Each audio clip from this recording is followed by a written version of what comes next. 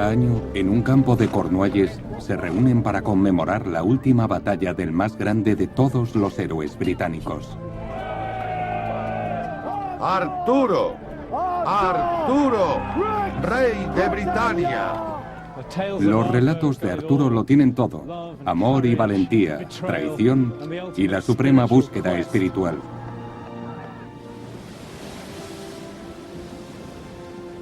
Esta es la búsqueda de la leyenda del rey Arturo, un viaje a través de la Gran Bretaña, Francia e Irlanda célticas. Una historia de alquimia antigua y misticismo medieval. El relato de una edad de oro perdida, que un día regresará. Y más aún, la historia de Arturo, como decían los bardos celtas, era la esencia de Bretaña.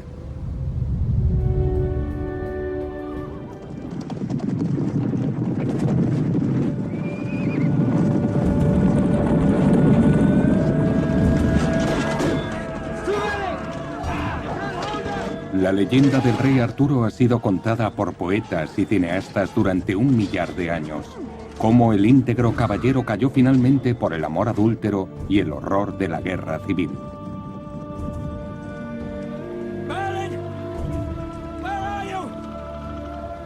Tiene personajes inmortales y símbolos imperecederos: el Santo Grial, la Mesa Redonda y la espada mágica, Excalibur.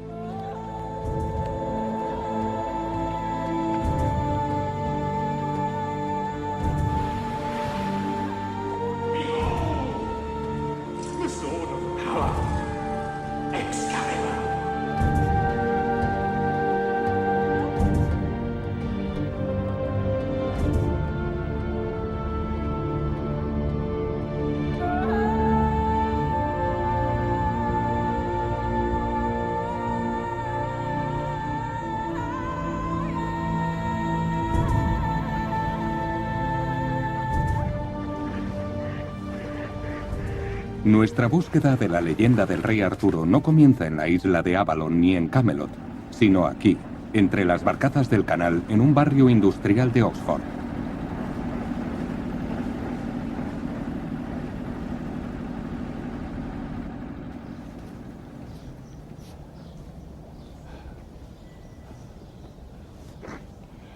Es extraño poder establecer el tiempo y lugar exactos en los que un gran narrador crea o recrea un mito.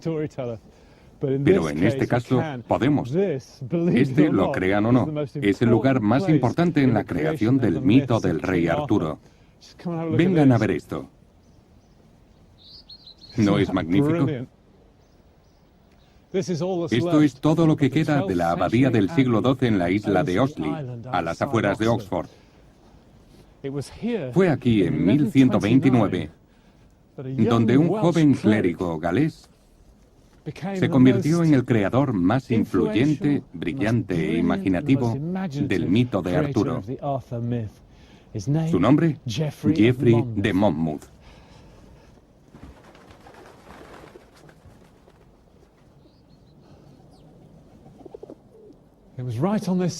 Justo en este lugar, Geoffrey creó una historia imaginaria sobre los celtas, como los celtas habrían soñado que fuera. Aquí aparecen por primera vez Merlín, Ginebra y el malvado Mordred, que traicionó a Arturo. Aquí están los prototipos de Excalibur, de Camelot y de Avalon. Y en el centro de todo, el propio Arturo, el otrora y futuro rey. Pero cuando pensamos en el Arturo de Geoffrey, no pensamos en la historia, sino en el relato. Es una especie de programa del corazón medieval, en comparación con el cual los hechos meramente históricos resultan aburridos.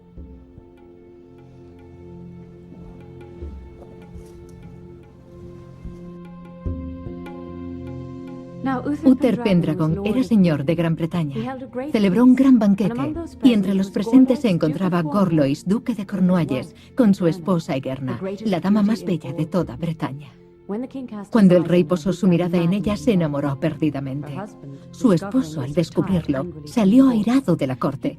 Metió a su mujer en el castillo de Tintagel, a la orilla del mar, un lugar de gran seguridad.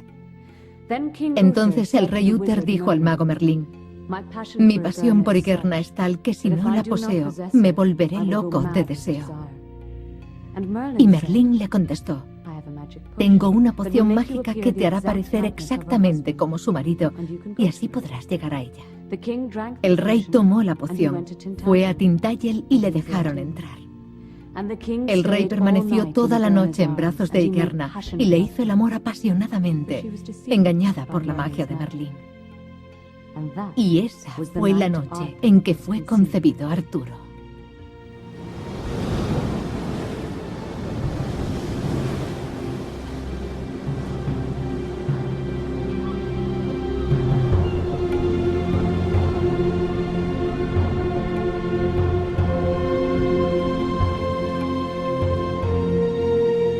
Los grandes mitos necesitan grandes escenarios, y la fortaleza de la alta Edad Media de Tintagel en Cornualles suplicaba ser incluida.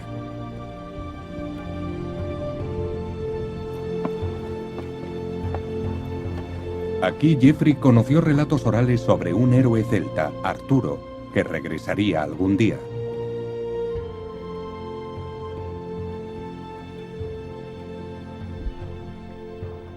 Sabemos que Geoffrey estaba escribiendo hacia 1130, seleccionando historias de todo el país, y que de algún modo se vio inducido a visitar Tintagel.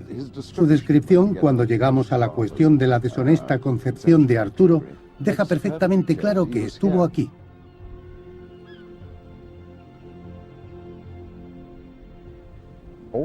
Se nos dice que Arturo fue concebido aquí, y se asume que nace aquí.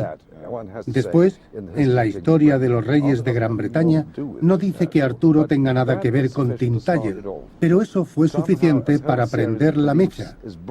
Una serie de creencias se unen gracias a este genio del romance, el Geoffrey Archer de nuestro tiempo. Es un libro maravilloso, El historiador, y lo situó aquí.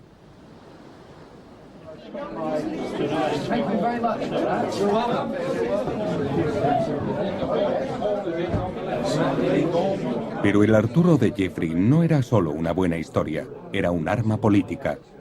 Su profecía de que Bretaña se alzaría de nuevo podría usarse contra los opresores ingleses. Los celtas necesitaban un héroe y Geoffrey se lo proporcionó. El rey Arturo representa el espíritu celta para los bardos y el pueblo de Cornualles. Y cuando todos gritamos, el rey Arturo no está muerto, expresamos el hecho de que el espíritu celta no ha muerto en este país.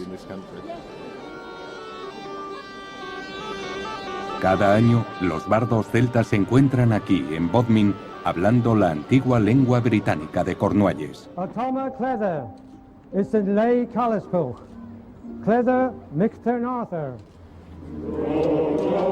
Jurando sobre la Excalibur de Arturo su independencia de los ingleses.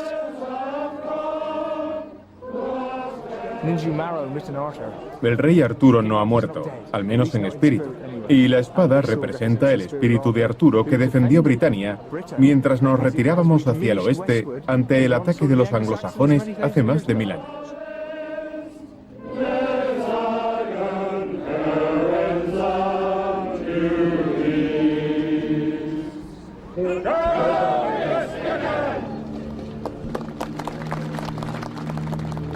Pero la idea de Arturo como un héroe de la resistencia contra los ingleses era mucho más antigua que Geoffrey. En el Imperio Romano, Britania era la joya de la corona. Cuando se fueron los romanos fue codiciada por los bárbaros, especialmente los sajones, antepasados de los ingleses actuales, que surcaron el mar desde Alemania.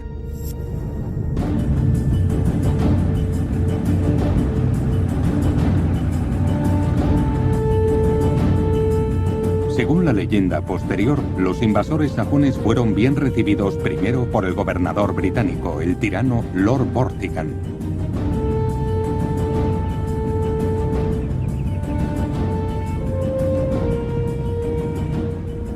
La tradición anglosajona dice que el primer desembarco de los anglosajones fue en un lugar llamado Ibuinas Fleet, que la mayoría relaciona. ¿Dónde está Ebbs Fleet? Ebbs Fleet está justo detrás de la central eléctrica, a estribor del barco.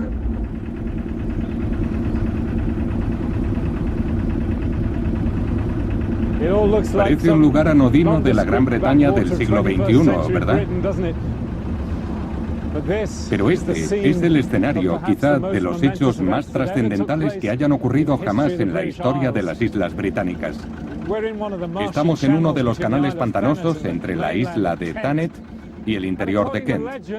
Según la leyenda, fue aquí, en el año 440 después de Cristo, donde llegaron 3 barcos bajo el mando de 2 jefes sajones paganos. Se llamaban Hengest y Horsa, el semental y el caballo.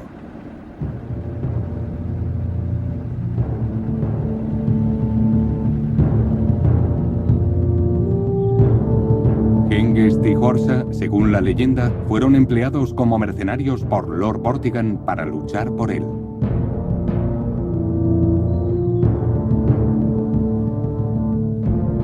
Desacertadamente, quizá, Vortigern les dio tierras como recompensa, pero los sajones pronto se volvieron contra él y se expandieron por su cuenta. Una cabeza de playa en Britania que se convertiría en Inglaterra.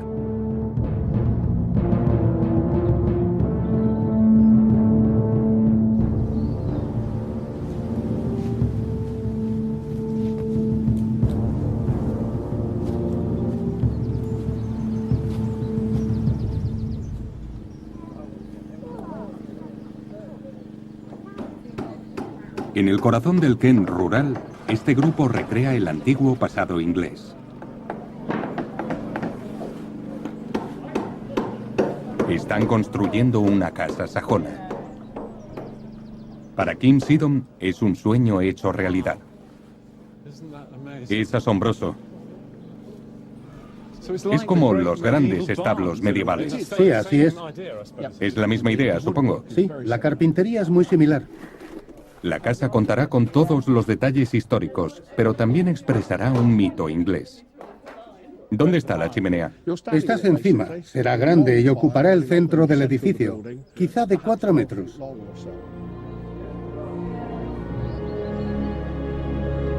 Y para muchos ingleses, ese mito provoca emociones tan fuertes como las que sintieron los bardos celtas en Cornualles.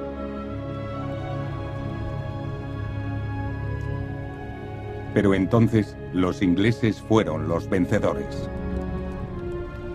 Athelstan, König, Eorl de Grichten, Birnabeagifa, and his brother Earl Edmund Athelin.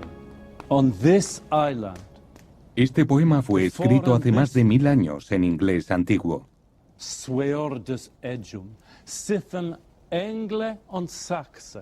Habla de la llegada de los sajones y de la conquista de los britanos. Anglos y sajones. Casi se entiende bien en inglés moderno, ¿verdad?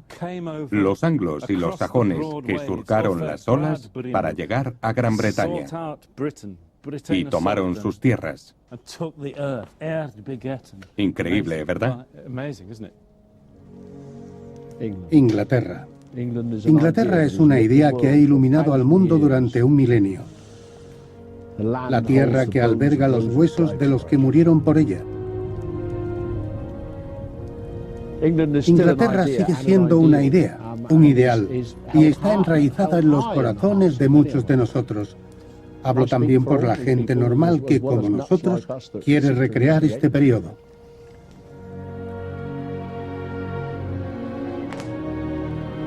Y en respuesta a los relatos de las victorias sajonas, los celtas crearon a su propio héroe.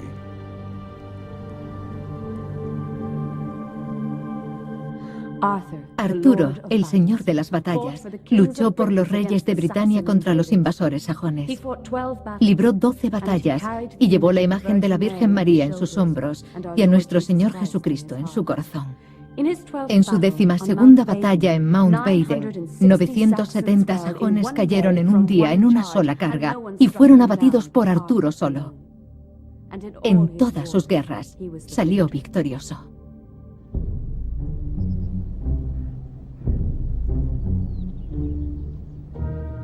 Cuando se escribió este relato en el siglo IX, los celtas, o los galeses, como los llamaban los ingleses, habían sido empujados hasta los rincones de la isla, aún clamando contra el hombre que había traicionado a Britania. Vortigern, que había huido de los sajones, a los que había invitado al país para ayudarle en sus batallas, decidió construir un castillo en uno de los lugares más resistentes de la isla de Gran Bretaña. Y vino aquí. Pero desgraciadamente, cada vez que sus hombres volvían a la labor, se encontraban las piedras esparcidas por todo el lugar, y no podían construir el castillo. Sus consejeros le dijeron que era una maldición que hacía imposible construir nada allí, y que la única manera de romper la maldición era encontrar a un joven de cabello dorado cuya madre confirmara que no tenía padre, que mataran al joven y rociaran con su sangre la cima de la colina.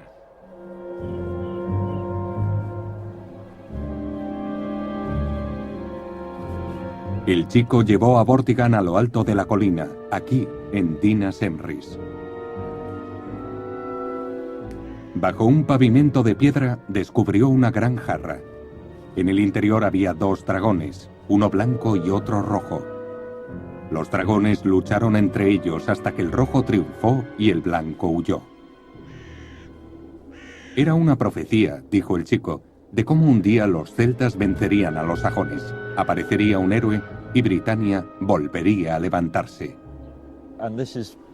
Se supone que este es el lugar exacto en el que ocurrió todo, cuando el arqueólogo que trabajaba aquí en los años 50 encontró un pavimento. Exactamente donde esperarías encontrarlo. Entonces se supone que esta era la fortaleza de Vortigern. Es otra teoría. Quizá hubo una fortaleza y quizá siga habiendo dragones aquí.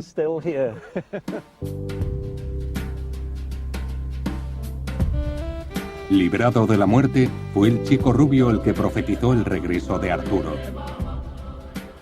El nombre del joven era Merfyn, o como nosotros le conocemos, Merlín.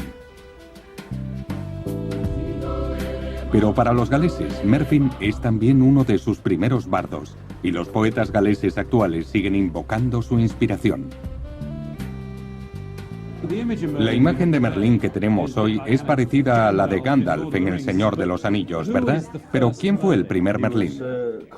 Fue un poeta celta del norte de Inglaterra cuando toda Gran Bretaña era británica, galesa.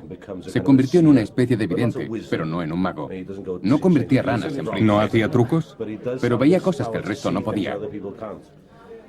Sí, es más un profeta que alguien que saca conejos del sombrero. Sí, eso es. La poesía más antigua que se conserva le describe en el bosque con un cerdo, con el que habla como si fuera un familiar.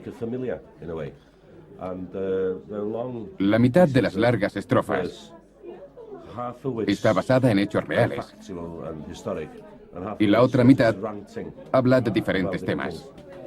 Gwn ddyfnder pob llyn, rhif plu a deryn, pam na fydd sgodyn yn rhoi esgidiau, which is, I know the depth of every lake, the number of a bird's feathers, why fish go unshod. Conozco las profundidades de cada lago, el número de plumas de aves, por qué se escapan los peces. ¿Qué significa? Significa, sé lo alta que está la estrella, y sé lo ancho que es el cielo, y sé qué perturba las mentes.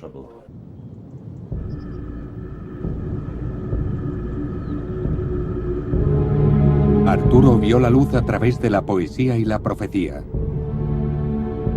Pero es la magia de Merlín la que le convirtió no solo en guerrero, sino en rey.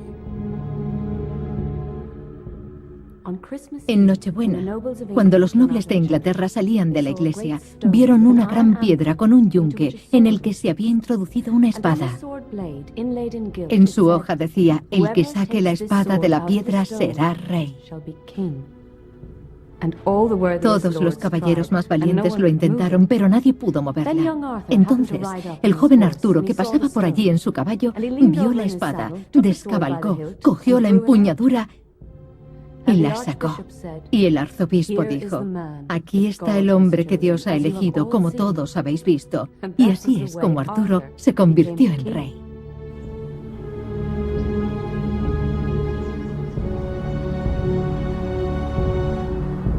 Y esa historia demuestra cómo Arturo comenzó a atraer otros relatos como un imán. Hi, Neil. Hello, Michael. Hi. Oh, so this is it.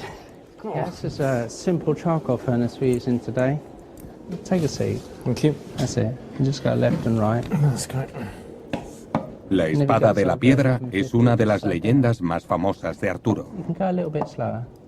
Pero esta parte de la leyenda puede provenir de tiempos mucho más antiguos. En la Edad del Bronce, esto era algo absolutamente mágico, como una innovación tecnológica espectacular. El herrero es el que transforma los metales en algo bello y extraordinario.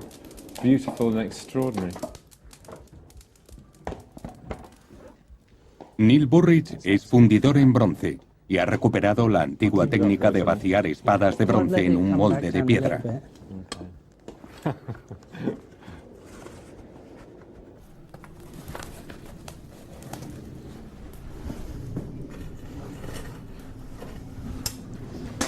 We get rid of some of this charcoal on the top. Can you see? Yeah. Oh, wow, look at it inside. We go this way. Okay. And we pour? And we pour.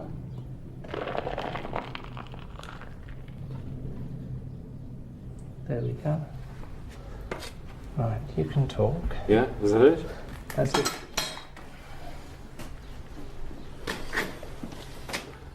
We can tell it's set now. Because it's not moving. So if we use this, push the middle, we can tell it's set. Wow. So now we're going to lay it down. Yeah.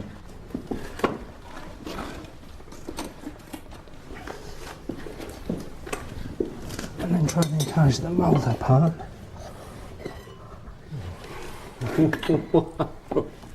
So we've got a nice casting. God, See? look at that. That's absolutely amazing, isn't it? Yeah. It is magic. So there's the sword in the stone.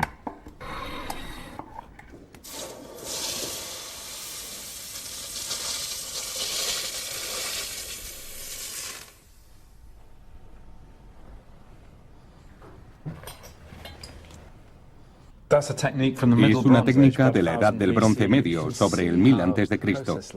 Pero podemos ver cómo un proceso como este fue el tipo de cosas que bardos y poetas rememoraron y escribieron. Quizá la historia de la espada en la piedra es un vestigio de un pasado antiguo.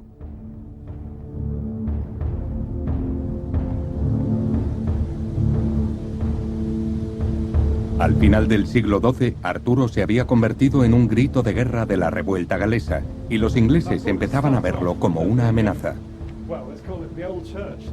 Según Geoffrey de Monmouth, el lugar de descanso eterno de Arturo estuvo en la isla de Avalon, en Glastonbury.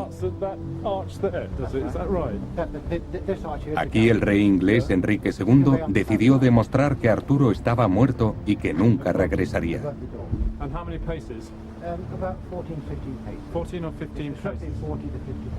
Las pistas de las crónicas medievales nos permiten saber lo que ocurrió realmente en la primera excavación arqueológica británica.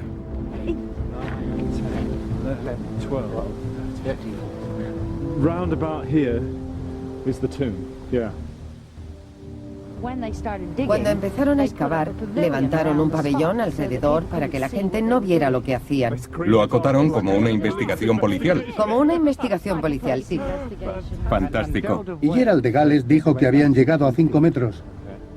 ¿Y qué dijo Gerald que encontraron en el fondo? Un enorme ataúd de roble con 2 esqueletos en su interior. Uno de Arturo y el otro de Ginebra. Esta es una página de la Britannia de Camden. Y esto Es su dibujo de la cruz. Hic jacet inclitus Rex Arturius in Insula Avalonia. ¿Es sospechoso? Mucho. En parte porque hablamos del famoso rey Arturo, y el rey Arturo no se hace famoso hasta mucho después de su muerte. Y la letra también está mal, la letra es del siglo XII. ¿Ah, sí? Sí, Eso es mucho. se delataron ellos solos.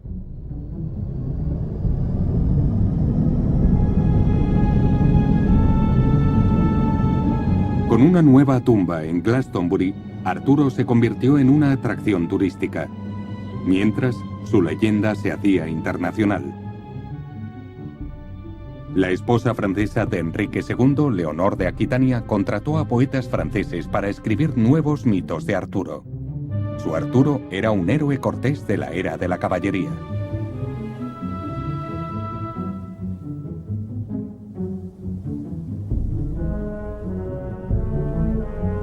La antigua guerrilla galesa encabezaba ahora la corte más glamurosa de Europa. ¿Y qué mejor lugar para imaginar? Imponentes edificios, torreones de cuentos de hadas, monjes, monjas y salones señoriales. Así es como los romances medievales describen el mundo del rey Arturo. Los britanos también son parientes celtas de los galeses y los habitantes de Cornualles. Bertrand Bertin hace visitas por los lugares bretones de Arturo. We're heading to little island over there, Tomelern. It's about how far is it? About a kilometer? Or? No, it's about 3 kilometers from here. Like it's really tricky. You think it's so near, it's kind of distance. Aquí en Francia, Arturo se convirtió en una especie de Superman medieval que mataba monstruos, rescataba doncellas y luchaba contra gigantes. Las historias de Arturo y Merlín son bien conocidas aquí en Francia y Bretaña. Sí. Hay una leyenda británica sobre un gigante. Arturo vino aquí y acabó con él. ¿Tenéis también esa historia aquí? Sí, era un ogro que llegó de España. ¿Un ogro que vino de España? Vaya, fantástico. Era enorme y vivía en esa isla del monte San Michel. Arturo iba de camino a Roma. Aquí había una princesa que tenía problemas y decidió rescatarla. Arturo mató al ogro, pero era demasiado tarde. La princesa Helena ya había muerto. La leyenda bretona dice que la enterró aquí, en la isla. Ya hemos llegado. Estamos en la cima. Se ve el monte San Michel. Y Bretaña se convirtió en otro país de Arturo. Es muy humano crear historias maravillosas en lugares de tal belleza y relacionarlos con paisajes reales.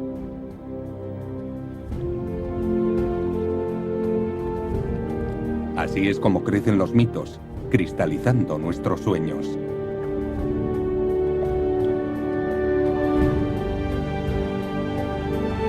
Fue aquí en Francia donde los soñadores medievales hicieron del relato de Arturo y sus caballeros un centro de los valores espirituales de la era.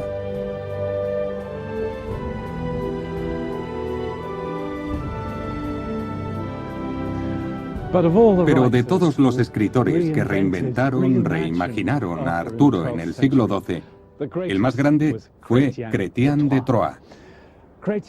Llevó la leyenda a un nuevo nivel de romance, caballería y búsqueda espiritual.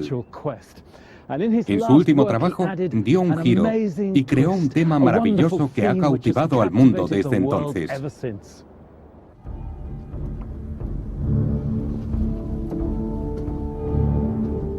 Un joven caballero, Sir Percival, llega cansado y hambriento a un castillo mágico.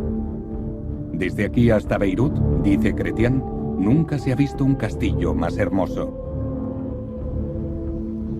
Pero una oscura amenaza de guerra y sufrimiento se cierne sobre la región. Percival es llevado al salón y allí se sienta como si fuera un banquete. Y observa en silencio la visión que se desarrolla.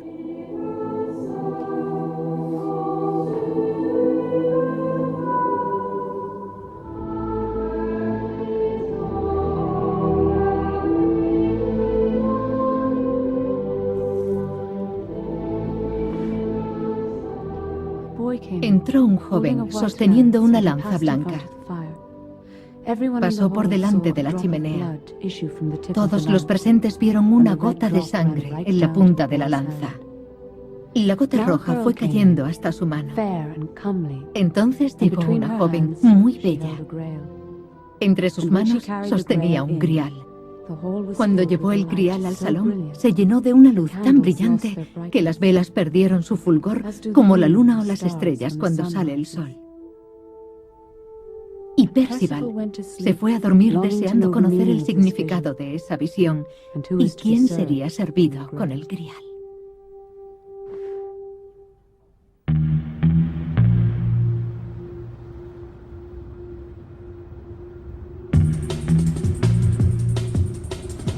Cuando Percival se despertó, el castillo estaba vacío y el grial había desaparecido, y comenzó una búsqueda que ha fascinado a escritores y cineastas desde entonces. Un grial es una copa, pero pronto se convirtió en el grial usado por Cristo en la última cena.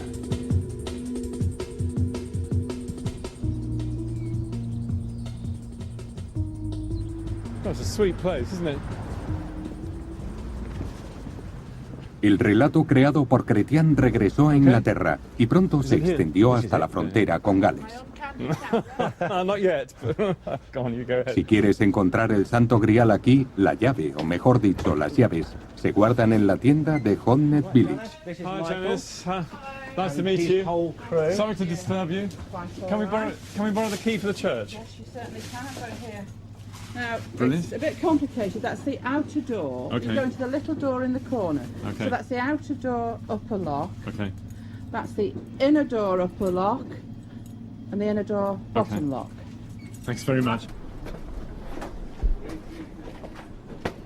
La historia del Grial aparece en una leyenda de Shropshire del siglo XIII y resurge con un anticuario victoriano, Thomas Wright. Graham Phillips ha pasado años intentando desentrañar el misterio. Cree que Wright dejó pistas del paradero del Santo Grial en la vidriera occidental de la iglesia del pueblo.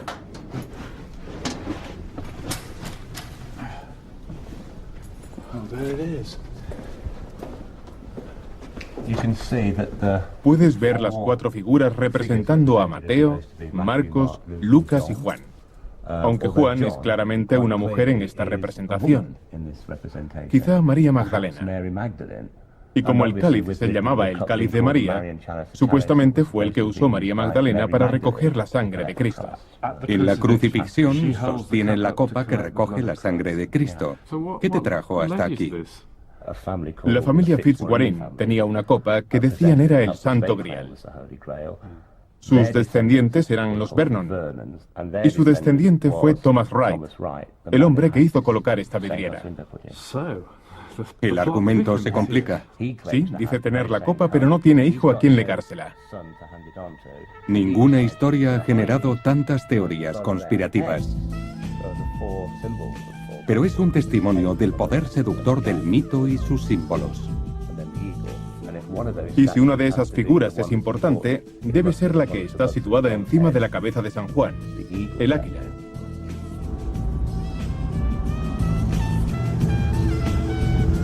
El misterio del Grial de Shropshire nos lleva a Hoxton Park, un jardín fantástico del siglo XVIII que se ha convertido en otro país artúrico. Pero este se hizo por encargo.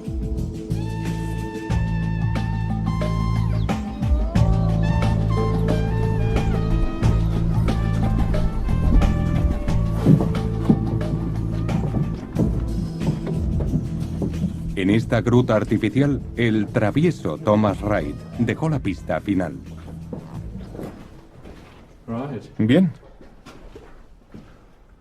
Estas son las 2 estatuas. Esta de aquí, la del león, y la otra, que está ahí, la estatua del águila. A ver si podemos moverla. ¿Le ves las patas? Esto es la pechuga, y la cabeza debería haber estado aquí. Pero en la base, cuando la movieron colina abajo y cayó, encontraron un pequeño agujero. Aquí es donde encontraron la copa. La copa que encontraron en la estatua es pequeña. De hecho, si te fijas... Vaya, ¿podemos verla a la luz? Si te fijas, no se diferencia mucho de una huevera. Pero fue... Qué interesante. Llevada al Museo Británico donde la identificaron. Es interesante porque es un estanciero romano del siglo I. No. No se puede probar que lo fuera, pero desde luego es del mismo estilo.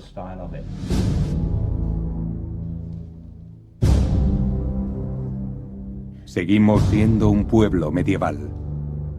El poder del relato es tal que queremos que sea cierto.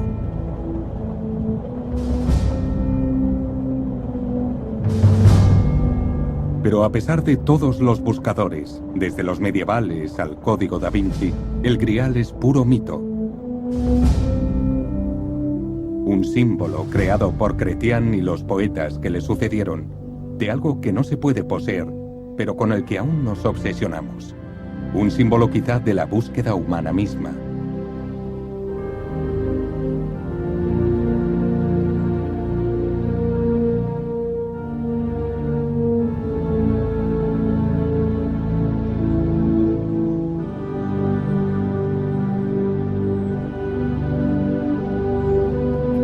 Y el Santo Grial no es solo el símbolo de Arturo, creado para satisfacer nuestras necesidades.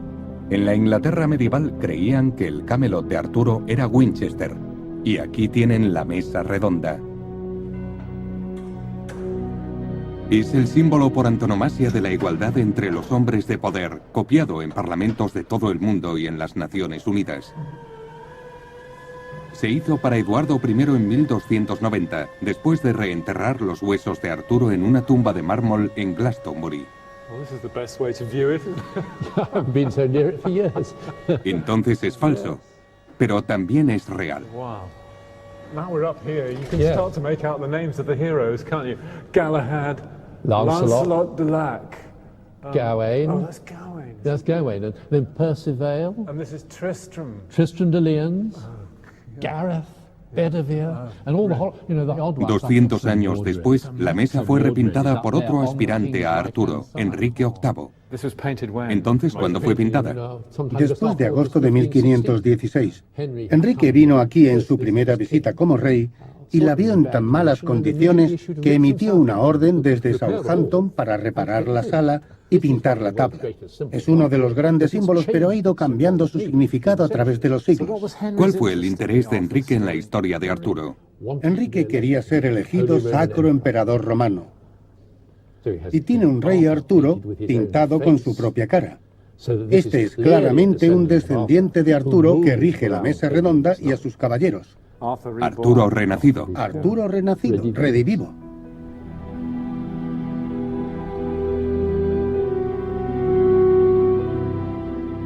Y así, la profecía de Geoffrey de Monmouth se hacía realidad. Enrique VIII era un Tudor. Los Tudores eran galeses. La vieja monarquía de Britania había sido restaurada. Y el mito de Arturo se había convertido en una parábola de la propia Britania, un sueño de lo que podía haber sido y podría volver a ser. Un paraíso cuya edad de oro podría volver otra vez.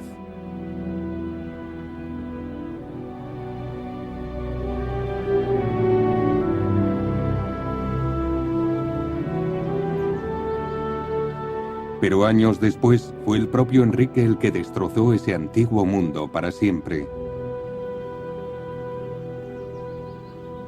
Cuando Enrique perdió el favor del Papa e hizo protestante a Inglaterra, ordenó la demolición de la cultura católica medieval de Inglaterra. Y aquí, en Glastonbury, en la isla artúrica de Avalon, descargaron toda la ira de la Reforma. Como los talibanes en Afganistán o la revolución cultural en China. Entre las bajas, los huesos que yacían en la tumba de mármol negra en medio de la nave, Arturo y Ginebra, o quienes fueran realmente, se perdieron para siempre.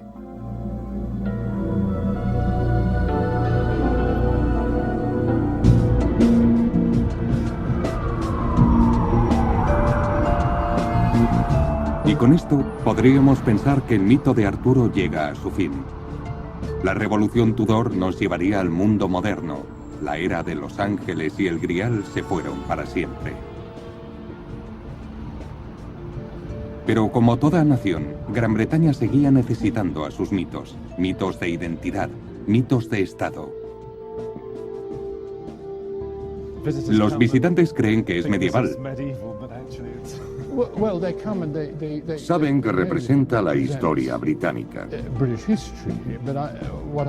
En el siglo XIX se construyó la sede del Parlamento y se decoró con relatos de Arturo y sus caballeros.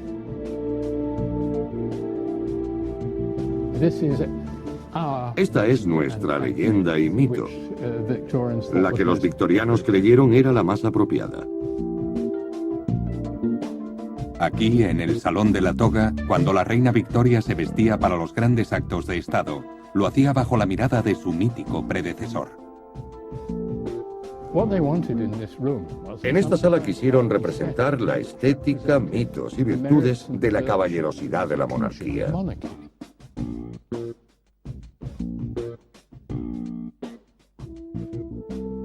Y a través de Arturo, Inglaterra volvía a conectarse con su pasado perdido.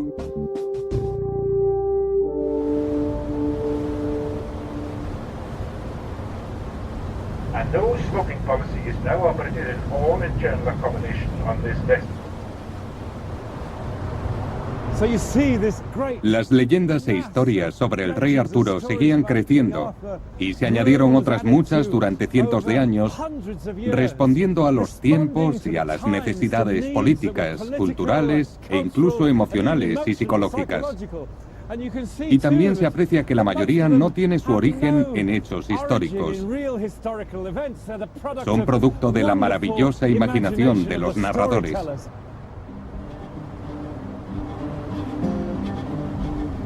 ¿Pero eso es todo? ¿De dónde sacaron los primeros autores los relatos sobre Arturo?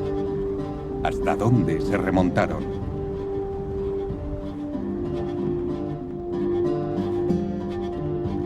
Para descubrirlo en las islas británicas de hoy, solo podemos ir a un sitio: Irlanda.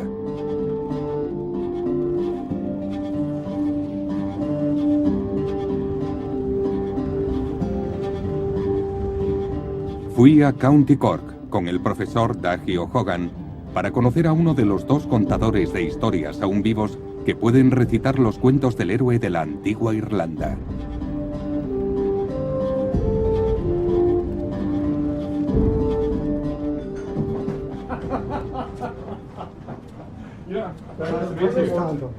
I'm Michael, yeah, very nice to meet you. This is Michael Wood.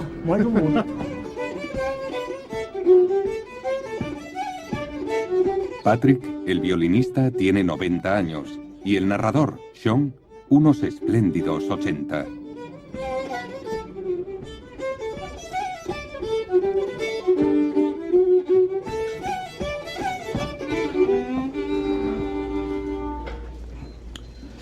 Bechola agus miacha agus tá mecha gum deniosin agus leis an sionoch nar hémanach.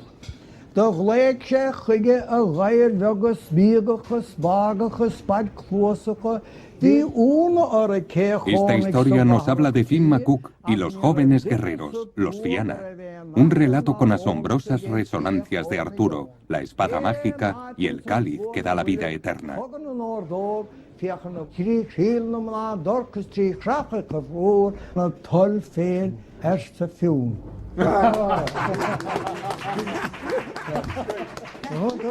¿Cuándo escuchó por primera vez estas historias? ¿Qué cautivó su imaginación? Las aprendí de los ancianos. ¿De los ancianos? De los ancianos. La mente es lo único importante. Lo único que tenemos en el mundo es nuestro modo de pensar. No hay nada más fuerte que nuestro modo de pensar. Cuando se escribió esta historia hacia el siglo XVI, el escritor usó motivos antiguos, más antiguos aún que el material de Fianna. Cuando escuchas a Sean, estás oyendo una voz que data de hace siglos y siglos, incluso milenios. Cuando escuchas a Sean contar la historia de Fianna, te haces una idea de lo que debió ser ese periodo en Gales, desde el siglo IX hasta el XI, cuando la tradición artúrica era oral, antes de que formara parte de la gran literatura de Europa. Cuando cuento esa historia, lo estoy viviendo.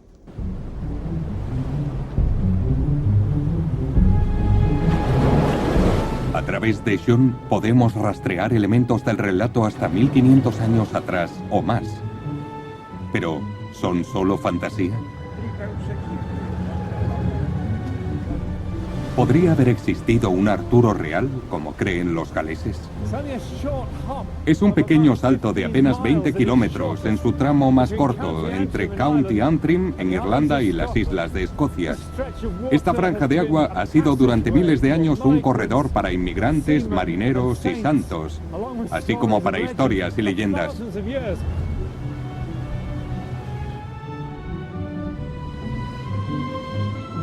Esta es la isla de Iona,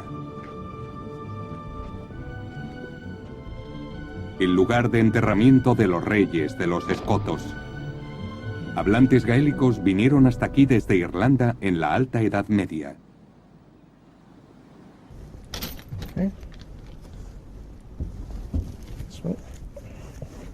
Aquí llegó en el siglo VI un santo irlandés, Columba, y convirtió a los escotos al cristianismo. ¿Esto es una edición del siglo XIX? Sí. Vino de lo que hoy llamamos Irlanda del Norte, y esta zona de Escocia ya había sido colonizada por su pueblo. Lo estaban pasando mal porque el rey de los Pictos, en el oeste de Escocia, no dejaba de hostigarlos. Quizá enviaron a Columba para que les ayudara a contrarrestar la presión del rey británico. La de Columba fue una era brutal de batallas entre escotos, pictos y sajones, y su vida fue descrita en una de las primeras biografías de Gran Bretaña. Esta es la parte crucial, el párrafo que estaba buscando. Trata sobre los hijos del rey Aidan, que fue el primer rey de los escotos, que surge de las sombras como una persona real. Y habla sobre la profecía que hace San Columba. Nunc barbarian fugam vetuntur, edano quam libet in felix tamen concessa victoria est. Las tropas del rey Aidan ganan la batalla, pero es una victoria desgraciada. 303 guerreros heroicos mueren en combate. Pero incluso más importante, en la misma batalla,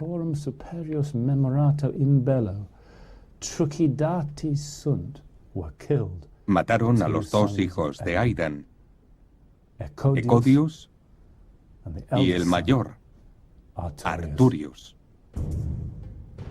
Arturo.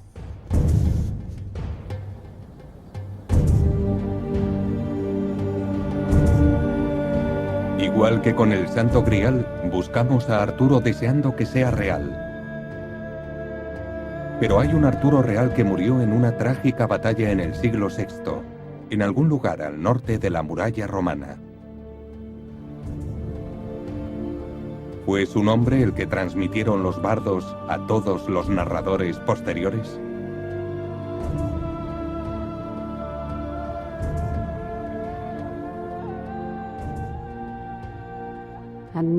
Nunca se vio una batalla más triste en tierra cristiana. Lucharon todo el día y no descansaron hasta que todos los nobles caballeros yacieron en la tierra fría. Lucharon hasta que se hizo de noche.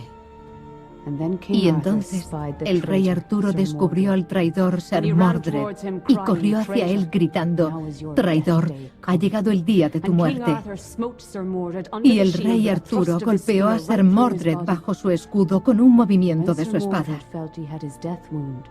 Cuando Ser Mordred sintió la herida de muerte, se impulsó con un último esfuerzo sobre la lanza del rey Arturo y golpeó a su padre Arturo con la espada en la sien.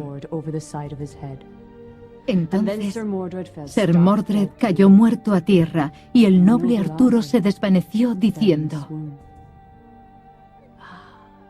«Ahora tengo mi muerte».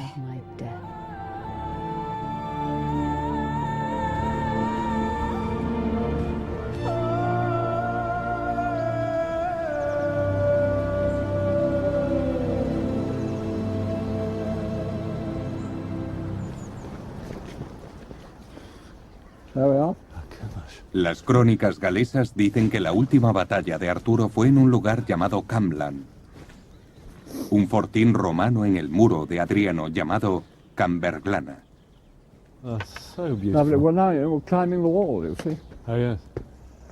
So we're now inside the... You'll be now be inside the fort. Yeah. En el cobertizo del mayor Johnston había reliquias de finales de la era romana. This is amazing. Absolutely amazing. The fort was occupied by a team of Tungrians, a balanced force of infantry and cavalry. El fuerte nunca había sido excavado, pero sabemos que estuvo ocupado en el siglo VI, cuando pudo haber empezado la leyenda de Arturo. E incluso algo más extraordinario, el bardo galés, Merfim, el primer Merlín, cantó sus heroicas baladas por esta zona. No sé si conoces esta historia, pero en los anales de Gales, que están en un manuscrito del siglo X en la Biblioteca Británica, hay una nota sobre una batalla en un lugar llamado Camlan, que si es un lugar romano, debe ser Camberglana. Sí, así es. Donde murieron Arturo y Mordred. Sí. Bueno, recuerdo eso de lo que sé sobre Arturo, pero nunca lo he relacionado con este lugar. ¿Podría haber sido aquí? Aquí quizá hay un vínculo tangible con un Arturo de la historia.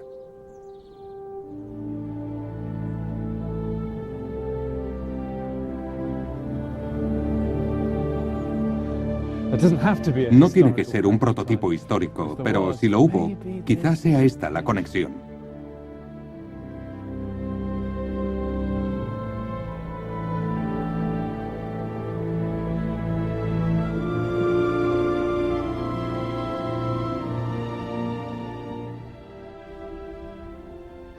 Moribundo, Arturo le dijo a Ser Bedivere: toma, coge a Excalibur, ve con ella al lago y tírala al agua.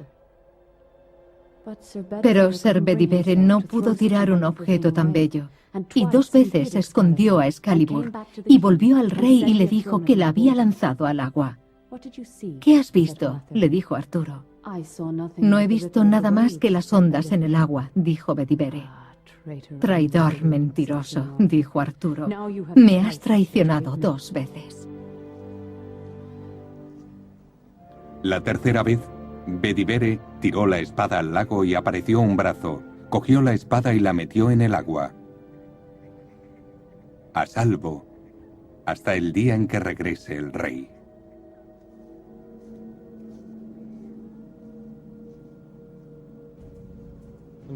Y así, con los siglos, el rey Arturo se convirtió en símbolo de sus historias para la gente de las islas británicas. Y en ese sentido, con todos sus mitos y leyendas, sigue vivo hoy. Como dijo Sir Thomas Malory hace más de 500 años, algunos hombres dicen que el rey Arturo no está muerto, sino que por voluntad de nuestro Señor Jesucristo está en otro lugar. Y los hombres dicen que volverá y conseguirá la Santa Cruz. Yo no sé si esto será así, pero en su tumba está escrito este verso: aquí yace Arturo, el que fuera y será rey.